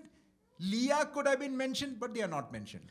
ಆದರೆ ಇಲ್ಲಿ ನಾವು ನೋಡಬೇಕಾದ್ರೆ ಇಲ್ಲಿ ಹೆಂಗಸರ ಬಗ್ಗೆ ಇಲ್ಲ ಸ್ತ್ರೀಯರ ಬಗ್ಗೆ ಹೇಳಲ್ಪಡಬೇಕಂದ್ರೆ ಸಾರಳ ಬಗ್ಗೆ ಹೇಳಿರಬಹುದು, ರೇಚಲ ಬಗ್ಗೆ ಹೇಳಿರಬಹುದು, ಆದರೆ ಅವರೆಲ್ಲ ಇಲ್ಲಿ ಯಾಕೆ ಬರೆಯಲ್ಪಡಲಿಲ್ಲ? But we have these other women whose stories are not nice. ಆದರೆ ನಾವು ಇಲ್ಲಿ ಬೇರೆ ಹೆಂಗಸರ ಬಗ್ಗೆ ನೋಡುತ್ತೇವೆ, ಯಾರ ಕಥೆಗಳು ಚೆನ್ನಾಗಿಲ್ಲವೋ ಅವರ ಬಗ್ಗೆ ನಾವು ನೋಡುತ್ತಾ ಇದ್ದೇವೆ. Not censored. These stories are not censored. ಈ ಕಥೆಗಳಿಗೆ ಯಾವುದೋ ಒಂದು ಸೆನ್ಸರ್ಡ್ ಆಗಿ ಇಲ್ಲ. The real world. ಇದು ನಿಜವಾದ ಲೋಕವು. The real world is a messed up world. ನಿಜವಾದ ಲೋಕವು ತುಂಬಾ ಒಂದು ಕೆಡದಿರುವ ಒಂದು ಲೋಕವಾಗಿದೆ. Real families are messed up families. Real ಆಗಿರುವಂತ ಒಂದು ಕುಟುಂಬಗಳು ತುಂಬಾ ಮೆಸ್ಡ್ ಅಪ್ ಆಗಿರುವಂತ ಒಂದು ಕುಟುಂಬವಾಗಿರುತ್ತವೆ. But God, the Messiah, has come to heal the mess in our families. Hallelujah. ಆದರೆ ಯೇಸು ಸ್ವಾಮಿ ದೇವರಾದವರು ಆ ಕುಟುಂಬಗಳಲ್ಲಿ ಆ ಒಂದು ಮೆಸ್ಡ್ ಅಪ್ ಆಗಿರುವಂತ ಸ್ಥಿತಿಗಳನ್ನು ಆತನು ಸರಿಪಡಿಸಲು ಆತನು ಬಂದಿದ್ದಾನೆ. Which is the son of David that is mentioned in this genealogy? ಇಲ್ಲಿ ಯಾರ ಒಂದು ಹೆಸರು ಇಲ್ಲಿ ಮೆನ್ಷನ್ ಮಾಡಿದ್ದಾರೆ? ದಾವಿದನ ವಂಶದಿಂದ ಬರುವಂತ ಒಂದು ಮಗನ ಬಗ್ಗೆ. Solomon. ಸಾಲಮೋನನು. Who was the wisest man in the world in the Old Testament? ಯಾರು ಹಳೆ ಒಡಂಬಡಿಕೆಯಲ್ಲಿ ತುಂಬಾ ಬುದ್ಧಿವುಳ್ಳವಾದ ಒಂದು ವ್ಯಕ್ತಿಯಾಗಿದ್ದಾರೆ?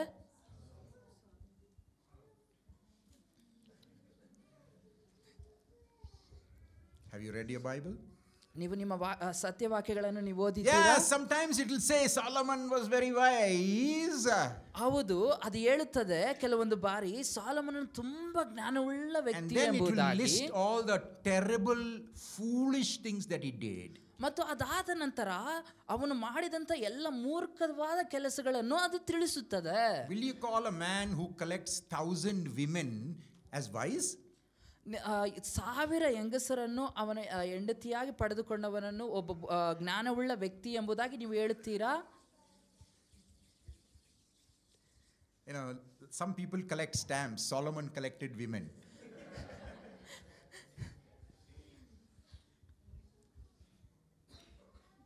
The Bible does not hide that stories. ವಾಕ್ಯವು ಬಂದು ಆ ಕಥೆಗಳನ್ನೆಲ್ಲ ಮಚ್ಚಿಡುತ್ತಾ ಇಲ್ಲ. Yeah, he dedicated the temple. Very good. ಹೌದು, ಅವನು ಆ ದೇವಾಲಯವನ್ನು ಅವನು ಅರ್ಪಿಸ್ತಾ ಇದ್ದಾನೆ, ಅದು ತುಂಬಾ Read 1 ಒಳ್ಳೆಯದು. Kings 11. He also dedicated pagan temples to horrible gods where children were sacrificed. ಅದಾದ ನಂತರ ನೀವು ಇನ್ನೂ ಸ್ವಲ್ಪ ವಾಕ್ಯಗಳಲ್ಲಿ ನೀವು ನೋಡಬೇಕಾದ್ರೆ ಅವನು ವಿಗ್ರಹಗಳ ಆರಾಧನೆ ಮಾಡುವಂಥ ದೇವಾಲಯಗಳನ್ನು ಅವನು ನಿರ್ಮಿಸುವುದು ನೀವು ನೋಡುತ್ತೀರಾ. ಎಲ್ಲಿ ಮಕ್ಕಳನ್ನು ಬಂದು ಬಲಿ ಕೊಡುವುದನ್ನು ನೀವು ನೋಡಬಹುದು. Solomon was the greatest, wisest fool. ಸಾಲೊಮೋನನು ಬಂದು ಒಂದು ತುಂಬ ಮಹತ್ವವಾದ, ಒಂದು ಜ್ಞಾನವುಳ್ಳ, ಒಂದು ಮೂರ್ಖವಾದ ಒಂದು ಮನುಷ್ಯನಾಗಿದ್ದಾನೆ. You are doing good. You are doing good. Very good.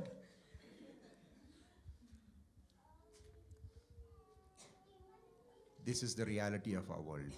ಇದೇ ನಮ್ಮ ಲೋಕದ ಒಂದು ನಿಜತ್ವವೂ ಆಗಿದೆ. And Jesus comes from this line. ಮತ್ತು ಯೇಸು ಸ್ವಾಮಿ ಬಂದು ಈ ಒಂದು ವಂಶಾವಳಿಯಿಂದ ಆತನು ಬರುತ್ತಾ ಇದ್ದಾನೆ. Jesus has come to deliver us. ಯೇಸು ಸ್ವಾಮಿ ನಮ್ಮನ್ನು ಬಿಡಿಸುವುದಕ್ಕೆ ಆತನು ಬರುತ್ತಾ ಇದ್ದಾನೆ. We read about this king Hezekiah in verse 10.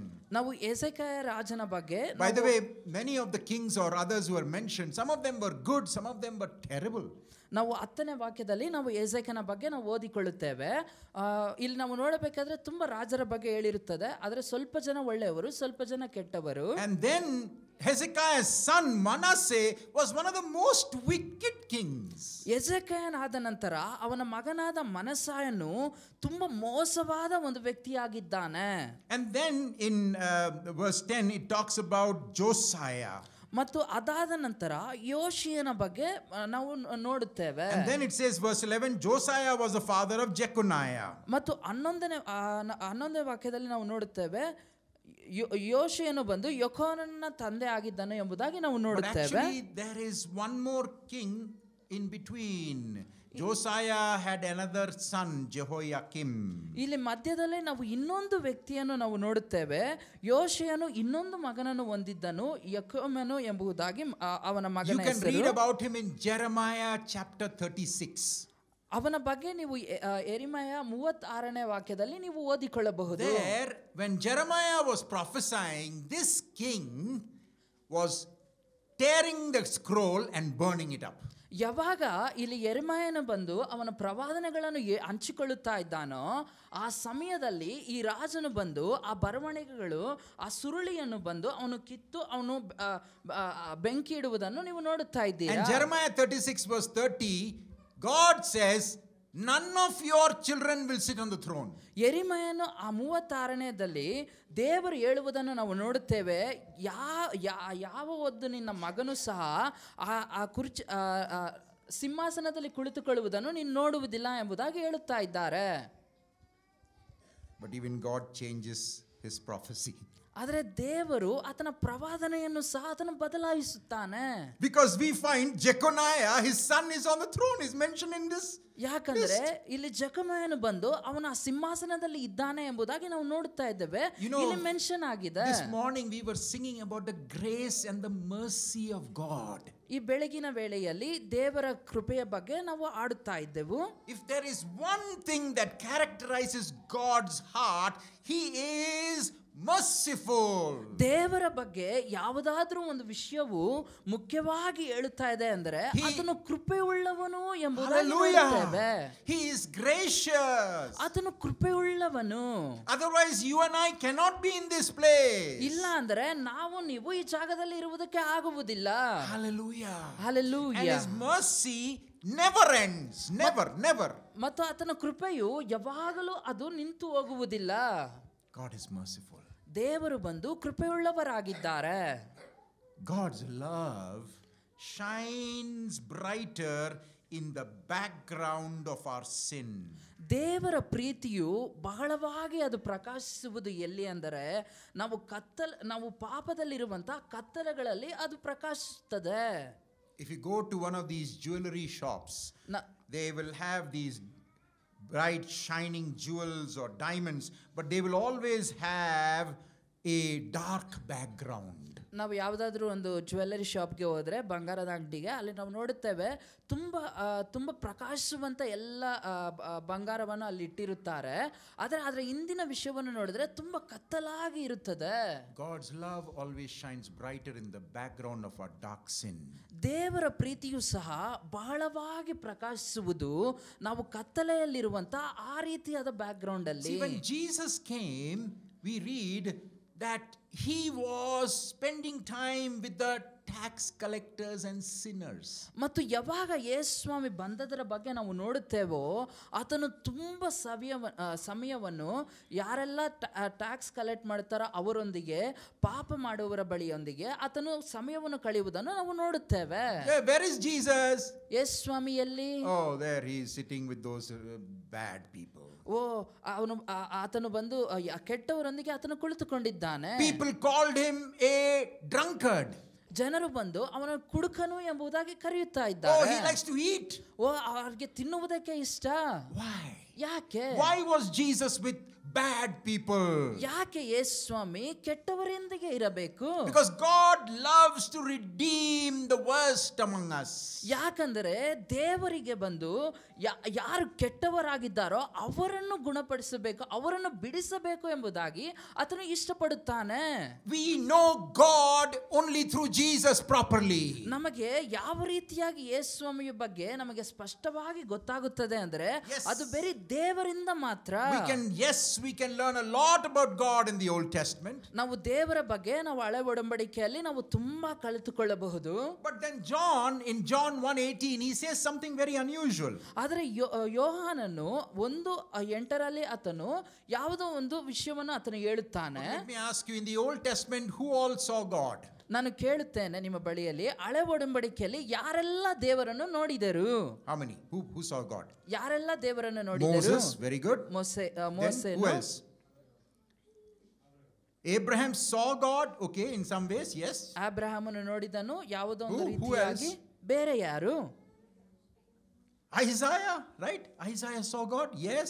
ಐಸಾಯನು ದೇವರನ್ನು ನೋಡಿದನು, ಹೌದು. Now John, he knows all this, what you told. ಇವಾಗ ಯೋಹಾನನಿಗೆ ಈ ಎಲ್ಲ ವಿಷಯವೂ ತಿಳಿದಿದೆ. Yet when he says in John 1:18, ಆದರೆ ಅವನು ಯಾವಾಗ ಯೋಹಾನ 1:18 ಹೇಳುತ್ತಾನೋ, ಅವನು ಏನನ್ನು ಹೇಳುತ್ತಾ ಇದ್ದಾನೆ? No one has seen God. ಯಾರು ದೇವರನ್ನು ನೋಡಲಿಲ್ಲ. ಅರೆ, just now you said Abraham has seen God. ಇವಾಗ ತಾನೇ ನೀನು ಹೇಳಿದೆ. You just now said Moses and Isaiah have seen God. ಮೋಸೆಯನು ಐಸಾಯನು ದೇವರನ್ನು ನೋಡಿದ್ದಾರೆ ಎಂಬುದಾಗಿ ಹೇಳಿದೆ. John does not know that. ಯೋಹಾನನಿಗೆ ಅದು ಗೊತ್ತಿಲ್ಲವಾ? But he says no one has ever seen God. ಆದರೆ ಅವನು ಹೇಳುತ್ತಾ ಇದ್ದಾನೆ ಯಾರು ದೇವರನ್ನು ನೋಡಲಿಲ್ಲ. Meaning, ಅದರ ಅರ್ಥವೇನೆಂದರೆ, whatever you have seen before, you have not seen God till Jesus comes and reveals God to us. ನೀನು ಮೊದಲು ಯಾವುದನ್ನೆಲ್ಲ ನೀನು ದೇವರನ್ನು ನೋಡಿದ್ದೇನೆ ಎಂಬುದಾಗಿ ತಿಳಿದುಕೊಳ್ಳುತ್ತೀಯೋ ಅದೆಲ್ಲ ಯಾವಾಗ ಪೂರ್ತಿಯಾಗುತ್ತಂದ್ರೆ ಯೇಸು ಬಂದ ನಂತರ ನೀನು ಯೇಸುವನ್ನು ನೋಡಿದಾಗ ಅದೆಲ್ಲ ಪರಿಪೂರ್ಣವಾಗುತ್ತದೆ. All your ideas about God now have to be re-looked at through Jesus. ದೇವರ ಬಗ್ಗೆ ನಿನ್ನ ಎಲ್ಲ ಆಲೋಚನೆಗಳು ಯೇಸುವಿನಿಂದ ನೀನು ತಿಳಿದುಕೊಳ್ಳಬಹುದು. Jesus reveals to us what God is like. ಯೇಸು ಸ್ವಾಮಿ ಬಂದು ನಮಗೆ ತೋರಿಸಿಕೊಡುತ್ತಾ ಇದ್ದಾರೆ ಯಾವ ರೀತಿಯಾದ ಆಗಿರುವಂತವರು through his teachings, through his life and through his death, it shows what God is like. ಆತನ ಬೋಧನೆಗಳಿಂದ ಆತನ ಜೀವಿತಗಳಿಂದ ಆತನು ಯಾವ ರೀತಿಯಾಗಿ ಇದ್ದನೋ ಅದರಿಂದ ದೇವರು ಯಾರು ಎಂಬುದಾಗಿ ಆತನು ತೋರಿಸ್ತಾ ಇದ್ದಾನೆ. Just before Jesus began his public teaching preaching, he went through baptism with John the Baptizer. ಯಾವಾಗ ಯೇಸು ಸ್ವಾಮಿ ಬಂದು ಆತನ ಪಬ್ಲಿಕ್ ಪ್ರೀಚಿಂಗ್ ಅನ್ನು ಶುರು ಮಾಡುವುದಕ್ಕೆ ಮುಂಚೆ ಆತನು ದೀಕ್ಷಾಸ್ನಾನ ಪಡೆಯಲು ಯೋಹಾನನ ಬಳಿಯಲ್ಲಿ ಹೋಗ್ತಾ ಇದ್ದಾನೆ. He came and stood before his relative John. ಆತನ ರಿಲೇಟಿವ್ ಆಗಿರುವಂತ ಯೋಹಾನನ ಬಳಿಯಲ್ಲಿ ಬಂದು ಆತನು ನಿಲ್ಲುತ್ತಾ ಇದ್ದಾನೆ. John said, "Oh no, this is not for you." ಯೋಹಾನನು ಹೇಳುತ್ತಾ ಇದ್ದಾನೆ, ಇದು ನಿನಗಲ್ಲ. I am calling the sinful Israel to come and repent. ನಾನು ಪಾಪ ಮಾಡಿರುವಂತ ಇಸ್ರಾಯೇಲರನ್ನು ನಾನು ಕರೆಯುತ್ತಾ ಇದ್ದೇನೆ. Jesus tells John, "You don't understand what I am doing." ಆದರೆ ಯೇಸು ಸ್ವಾಮಿ ಹೇಳುತ್ತಾ ಇದ್ದಾರೆ, ಯೋಹಾನನೇ ನಾನು ಏನು ಮಾಡುತ್ತಾ ಇದ್ದೇನೆ ಎಂಬುದಾಗಿ ನಿನಗೆ ತಿಳಿದು ಬರುತ್ತಾ ಇಲ್ಲ. I am standing in the place of sinful Israel. ನಾನು ಇಸ್ರಾಯೇಲ್ ಪಾಪ ಮಾಡಿರುವಂತ ಆ ಇಸ್ರಾಯೇಲರ ಸ್ಥಾನದಲ್ಲಿ ನಾನು ನಿಂತಿದ್ದೇನೆ. I am taking on all the sin of Israel on myself. ನಾನು ಆ ಇಸ್ರಾಯೇಲರ ಎಲ್ಲ ಪಾಪಗಳನ್ನು ನನ್ನ ಮೇಲೆ ನಾನು ಹೊರುತ್ತಾ ಇದ್ದೇನೆ. And just like Israel came through the water of Red Sea into the wilderness, Jesus also right after baptism goes into the wilderness for 40 days. ಯಾವ ರೀತಿಯಾಗಿ ಇಸ್ರಾಯೇಲರು ಬಂದು ಆ ಕೆಂಪು ಸಮುದ್ರವನ್ನು ದಾಟಿ ಬರುತ್ತಾ ಇದ್ದಾರೋ 40 ವರ್ಷಗಳ ನಂತರ, ಅದೇ ರೀತಿಯಾಗಿ ಯೇಸು ಸ್ವಾಮಿ ಆ ಕಾಲದಲ್ಲಿ ಹೋಗುವುದನ್ನು ನಾವು ನೋಡುತ್ತೇವೆ. Jesus was calling his disciples, and in Luke chapter 5 we read about that great catch of fish, and Peter falls before Jesus and says, Lord, leave me, I'm a sinful man, because he saw the glory of God. ಇಲ್ಲಿ ಯೇಸು ಸ್ವಾಮಿ ಬಂದು ಶಿಷ್ಯರನ್ನು ಕರೆಯುವುದನ್ನು ನಾವು ನೋಡುತ್ತೇವೆ. ಒಂದು ಮೀನುಗಳನ್ನು ಇಡುವುದಕ್ಕೆ ಆತನು ಕರೆಯಬೇಕಾದರೆ ಪೇತ್ರನು ಬಂದು ಹೇಳುತ್ತಾ ಇದ್ದಾನೆ, ದೇವರೇ ನನ್ನನ್ನು ಬಿಟ್ಟು ಬಿಡಿ, ನಾನು ಒಬ್ಬ ಪಾಪಿಯು ಎಂಬುದಾಗಿ ಹೇಳುವುದನ್ನು ನಾವು ನೋಡುತ್ತಾ ಇದ್ದೇವೆ. Jesus says that is exactly the kind of people I want to work with. ಯೇಸು ಸ್ವಾಮಿ ಹೇಳುತ್ತಾ ಇದ್ದಾರೆ, ಆ ರೀತಿಯಾದ ವ್ಯಕ್ತಿಗಳೊಂದಿಗೆ ನಾನು ಕೆಲಸ ಮಾಡಬೇಕು. I have come to redeem the ungodly. ನಾನು ಯಾರು ದೇವರಲ್ಲಿ ನಂಬಿಕೆ ಇಡಲು ಅವರನ್ನು ನಾನು ರಕ್ಷಿಸಲು ಬಂದಿದ್ದೇನೆ. God redeems ungodly, sinful people and pulls them into his family. ದೇವರು ಆತನು ರಕ್ಷಿಸುತ್ತಾನೆ. ಯಾರೆಲ್ಲ ದೇವರಲ್ಲಿ ನಂಬಿಕೆ ಇಟ್ಟಿಲ್ಲವೋ, ಯಾರೆಲ್ಲ ಪಾಪಿಗಳಾಗಿದ್ದಾರೋ ಅಂಥವರನ್ನು ಆತನು ರಕ್ಷಿಸುತ್ತಾನೆ. In Romans chapter 5 we read this beautiful passage about God who redeems the enemies. ನಾವು ರೋಮಪುರದವರಿಗೆ 5ರಲ್ಲಿ ನಾವು ಓದಿಕೊಳ್ಳುತ್ತೇವೆ, ಯಾವ ರೀತಿಯಾಗಿ ದೇವರು ಬಂದು ಬಹಳವಾಗಿ ಪ್ರೀತಿಸುತ್ತಾನೆ, ಯಾರು ದೇವರಲ್ಲಿ ನಂಬಿಕೆ ಇಡಲಿಲ್ಲ ಅಂಥವರನ್ನು ಎಂಬುದಾಗಿ ನಾವು ನೋಡುತ್ತೇವೆ. Read that later, Romans 5:1-11. ನೀವು ಇದನ್ನು ಲೇಟರ್ ಆಗಿ ನೀವು ಓದಿಕೊಳ್ಳಬಹುದು. The ungodly, the powerless, the sinners, the enemies of God are reconciled to God. ಬಲಹೀನರು, ಯಾರೆಲ್ಲ ದೇವರಲ್ಲಿ ನಂಬಿಕೆ ಇಡಲಿಲ್ಲ, ಯಾರೆಲ್ಲ ಶತ್ರುಗಳಾಗಿದ್ದಾರೋ ಅಂಥವರನ್ನೆಲ್ಲ ಆತನು ರಕ್ಷಿಸುತ್ತಾನೆ. Let me read one final passage and then we will be done. ನಾನು ಕಡೆಯ ಒಂದು ವಾಕ್ಯವನ್ನು ಓದಿ ನಾವು From the ಮುಗಿಸೋಣ. letters of Paul, Titus chapter 3. ಪಾಲನು ಬರೆದಿರುವಂತ ತಿತ್ತಯನಿಗೆ ಅದರಲ್ಲಿ ಓದಿಕೊಳ್ಳೋಣ. Titus chapter 3 verse 3 onwards. Titus 3 verses 3 onwards. Verse 3 says that we lived a life of foolishness and sin. We lived a life of foolishness and sin. Titus 3:3. ತಿತ್ತಯನಿಗೆ 3:3ರಲ್ಲಿ ನಾವು ನೋಡುತ್ತೇವೆ, ನಾವು ಮೂರ್ಖತ್ವವಾದ ಒಂದು ಜೀವವನ್ನು ನಾವು ಜೀವಿಸಿದೆವು ಎಂಬುದಾಗಿ ಹೇಳುವುದನ್ನು. But when the kindness and the love of God our Savior appeared, He saved us. ಆದರೆ ಯಾವಾಗ ದೇವರ ಒಂದು ಪ್ರೀತಿಯು ಕರುಣೆಯು ತೋರಿಸಲ್ಪಡುತ್ತೋ ಆಗ ಆತನು ನಮ್ಮನ್ನು ರಕ್ಷಿಸಿದನು. God waited for Jesus to come so that we will know what God is like. ದೇವರು ಯೇಸು ಸ್ವಾಮಿ ಬರುವವರೆಗೂ ಆತನು ಕಾಯುತ್ತಾ ಇದ್ದಾನೆ. ಅದರಿಂದ ದೇವರು ಯಾರು ಎಂಬುದಾಗಿ ನಾವು ತಿಳಿದುಕೊಳ್ಳಬಹುದು. He saved us through the washing of rebirth and renewal by the Holy Spirit. ಮತ್ತು ಅದಾದ ನಂತರ ನಾವು ನೋಡುತ್ತಾ ಇದ್ದೇವೆ, ಆತನು ನಮ್ಮನ್ನು ಪರಿಪೂರ್ಣವಾಗಿ ಆತನು ತೊಳೆಯುತ್ತಾ ಇದ್ದಾನೆ. He washed us by the renewal by the Holy Spirit. ಪವಿತ್ರಾತ್ಮನಿಂದ ನಮ್ಮನ್ನು ತೊಳೆಯುತ್ತಾ ಇದ್ದಾನೆ ಎಂಬುದಾಗಿ ಉಜ್ಜೀವಿಸಲು ಪಡುತ್ತಾ ಇದ್ದೇವೆ ಎಂಬುದಾಗಿ ನಾವು Whom He ನೋಡುತ್ತೇವೆ. poured out on us generously through Jesus Christ our Savior. ಯಾರು ಕರುಣೆಯಿಂದ ಯೇಸು ಸ್ವಾಮಿಯನ್ನು ನಮಗೋಸ್ಕರ ಅರ್ಪಿಸಿದರು ಎಂಬುದಾಗಿ ನಾವು And ನೋಡುತ್ತೇವೆ. then it says, so that having been justified by His grace, we might become heirs, having the hope of eternal life. ಅದರಿಂದ ಯೇಸುವಿನ ಮುಖಾಂತರ ನಾವು ನಿತ್ಯ ಜೀವದ ಒಂದು ಸ್ಥಾನದಲ್ಲಿ ಬರುತ್ತೇವೆ ಎಂಬುದಾಗಿ ನಾವು ನೋಡಬಹುದು. You know what does the word heir mean? Heir, H-E-I-R. ಈ ಪದದ ಒಂದು ಅರ್ಥವೇನು? Heir means the one who inherits the things of the Father. Air ಎಂಬುದಾಗಿ ನಾವು ಹೇಳಬೇಕಾದ್ರೆ ಒಂದು ತಂದೆಯನ್ನ ಎಲ್ಲವನ್ನು ಪಡೆದುಕೊಳ್ಳುವಂತ ಒಂದು ವ್ಯಕ್ತಿಯಾಗಿ ನಾವು God wants to save us and pull us into His family and give us everything He has. ದೇವರು ಬಂದು ಯಾವ ರೀತಿಯಾಗಿ ಯೋಚಿಸುತ್ತಾರೆ ಅಂದ್ರೆ, ನಮ್ಮನ್ನು ಆತನು ಸೆಳೆದುಕೊಂಡು ಆತನಲ್ಲಿರುವಂತ ಎಲ್ಲವನ್ನು ಕೊಡಬೇಕು ಎಂಬುದಾಗಿ ಆತನು ಬಯಸುತ್ತಾನೆ. But the reality is we are not like what we should be. ಆದರೆ ನಿಜ ಏನಂದ್ರೆ ನಾವು ಯಾವ ರೀತಿಯಾಗಿ ಇರಬೇಕೋ ಆ ರೀತಿಯಾಗಿ ನಾವು ಇಲ್ಲ. So he comes with the Holy Spirit to wash us. ಅದರಿಂದ ಪವಿತ್ರಾತ್ಮನು ಬರುತ್ತಾ ಇದ್ದಾನೆ ನಮ್ಮನ್ನು ತೊಳೆಯುವುದಕ್ಕೆ. God's grace is not cheap. ದೇವರ ಕೃಪೆಯು ಬಂದು ಯಾವುದೋ ಒಂದು ಚೀಪ್ ಆಗಿ ಇಲ್ಲ. It is costly. ಅದು ಬಂದು ಒಂದು ಬೆಲೆಯುಳ್ಳವಾದ ಒಂದು ವಿಷಯವಾಗಿದೆ. It cost God everything. ಅದು ದೇವರಿಗೆ ಎಲ್ಲವೂ ಬೆಲೆಯುಳ್ಳದಾಗಿ ನಾವು ನೋಡಬಹುದು. Jesus took upon himself our sins. ಯೇಸುಸ್ವಾಮಿ ನಮ್ಮ ಎಲ್ಲ ಪಾಪಗಳನ್ನು ಆತನ ಮೇಲೆ ಹೊರುತ್ತಾ ಇದ್ದಾನೆ. All our past sins and our future sins. ನಮ್ಮ ಎಲ್ಲ ಹಿಂದಿನ ಪಾಪಗಳನ್ನು ಮುಂದೆ ಮಾಡುವಂತ ಪಾಪಗಳನ್ನು ಎಲ್ಲವನ್ನು ಆತನು ಹೊರುತ್ತಾ ಇದ್ದಾನೆ. But when we let that grace of God work in our lives, it will slowly transform us. ಯಾವಾಗ ಆ ದೇವರ ಕೃಪೆಯನ್ನು ನಮ್ಮ ಜೀವಿತಗಳಲ್ಲಿ ನಾವು ಕೆಲಸ ಮಾಡಲು ಬಿಡುತ್ತೇವೋ ಆಗ ಅದು ನಮ್ಮಲ್ಲಿ ಒಂದು ಬದಲಾವಣೆಗಳನ್ನು ಕೊಂಡು ಬರುತ್ತದೆ. God will make us like Jesus. ದೇವರು ಬಂದು ನಮ್ಮನ್ನು ಯೇಸುವಿನ ರೀತಿಯಾಗಿ ನಮ್ಮನ್ನು ಮಾಡುತ್ತಾರೆ. And we will be pulled into the family of God and we become heirs in the family of God. ಮತ್ತು ನಾವು ದೇವರ ಕುಟುಂಬದಲ್ಲಿ ನಾವು ಸೆಳೆಯಲ್ಪಡುತ್ತೇವೆ ಮತ್ತು ಯೇಸುವಿನ ವಂಶದವರಾಗಿ ನಾವು ತೋರಿಸಲ್ಪಡುತ್ತೇವೆ. This is the first page of your New Testament. ಇದೇ ನಿಮ್ಮ ನಂಬಿಕೆಯ ಹೊಸ ಒಡಂಬಡಿಕೆಯ ಒಂದು ಮೊದಲನೇ ಅಧ್ಯಾಯವಾಗಿ ನಾವು ನೋಡುತ್ತೇವೆ. God of grace and mercy. ದೇವರು ಕೃಪೆ ಉಳ್ಳವರು ಕರುಣೆ ಉಳ್ಳವರು ಎಂಬುದಾಗಿ ನಾವು ನೋಡುತ್ತೇವೆ. He is willing to embrace all of us who are willing to say, Lord, I'm a sinner. ಆತನು ಎಲ್ಲರನ್ನೂ ಆತನು ಅಂಗೀಕರಿಸಿಕೊಳ್ಳುವುದಕ್ಕೆ ಬಯಸುತ್ತಾನೆ. ಯಾರೆಲ್ಲ ನೀವು ಹೇಳಲು ಬಯಸುತ್ತೀರಾ ದೇವರೇ ನಾನು ಒಬ್ಬ ಪಾಪಿಯು. ಆತನು ನಮ್ಮ ಪಾಪಗಳನ್ನೆಲ್ಲ ಆತನು ತೊಳೆಯುತ್ತಾನೆ. Welcome us into his family. ಆತನು ಆತ ಕುಟುಂಬದಲ್ಲೇ ನಮ್ಮನ್ನು ಸ್ವಾಗತಿಸಿಕೊಳ್ಳುತ್ತಾನೆ. Because God is a God of grace. ಯಾಕಂದ್ರೆ ದೇವರು ಕೃಪೆಯುಳ್ಳ ದೇವರು. Jesus comes from this whole family because God loves the world. ಯೇಸು ಸ್ವಾಮಿ ಈ ಕುಟುಂಬಗಳ ವಂಶದಲ್ಲಿ ಬರುತ್ತಾ ಇರುವುದು ಯಾಕಂದ್ರೆ ಆತನು ಲೋಕವನ್ನು ಬಹಳವಾಗಿ ಆತನು ಪ್ರೀತಿಸುತ್ತಾನೆ. God does not hate anyone. ದೇವರು ಯಾರನ್ನೂ ಆತನು ದ್ವೇಷಿಸುವುದಿಲ್ಲ.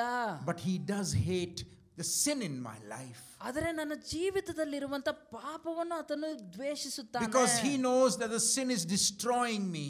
ಯಾಕಂದ್ರೆ ಆತನಿಗೆ ಗೊತ್ತಿದೆ ಆ ಒಂದು ಪಾಪವು ಬಂದು ನನ್ನ ಜೀವಿತವನ್ನು ನಾಶ ಮಾಡುತ್ತಾ ಇದೆ. And he invites us so that his grace can transform us.